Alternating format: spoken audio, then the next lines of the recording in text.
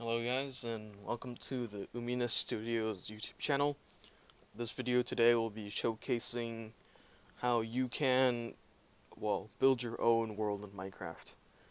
Um this video in particular shows the world that we're going to use in the Umina adventure, and I'll be releasing a video sometime later showcasing how you can build your own world, what tools you can use, what tools are available to you, the methods, creation, and whatnot.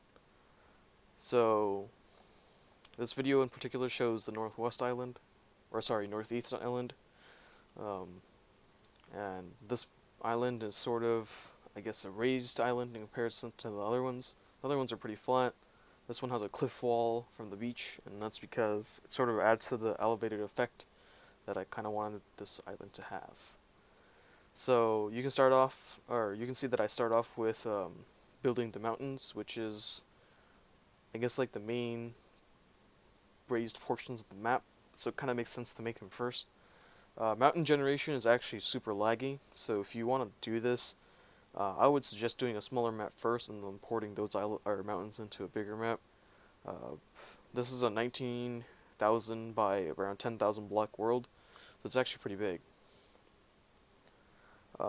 In this process, you can see me starting to create the floating islands, and that process was done by raising the land above around 206 blocks, and then creating a cave layer that would delete any block that was below 150, and then painting that on.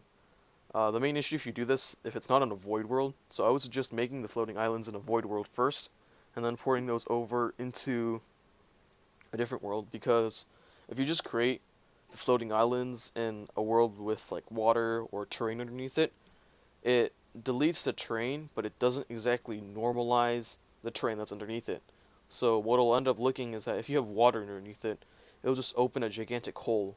So what you'll have to do is you'll have to take something like World Edit or Mad Creative Skills and basically repopulate the land underneath the islands.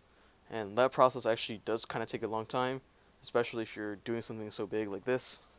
So I would advise against it.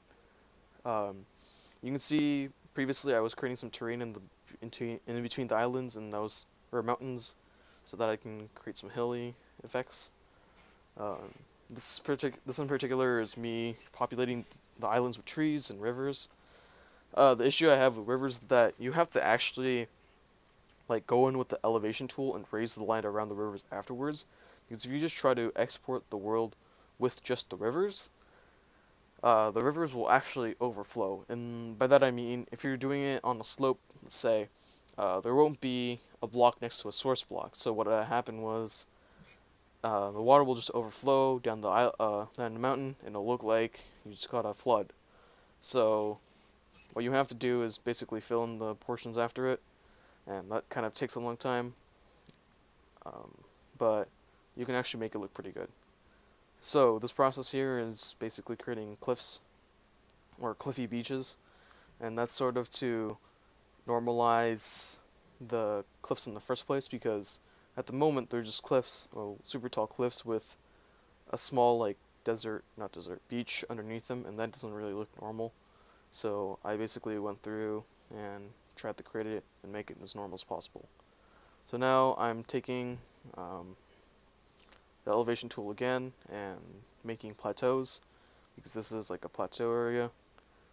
To fill in large amounts of spaces, instead of using the custom blocks, I would suggest filling the outline, I guess, and then afterwards taking the gigantic square or circle tool and filling those in.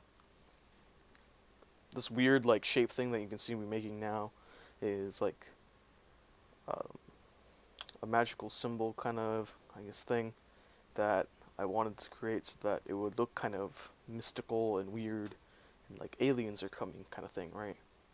Because you obviously need that in like a imaginary space world. The rest of this video is pretty much a repeat of all these skills that you can pretty much do as long as you know the basics of World Painter.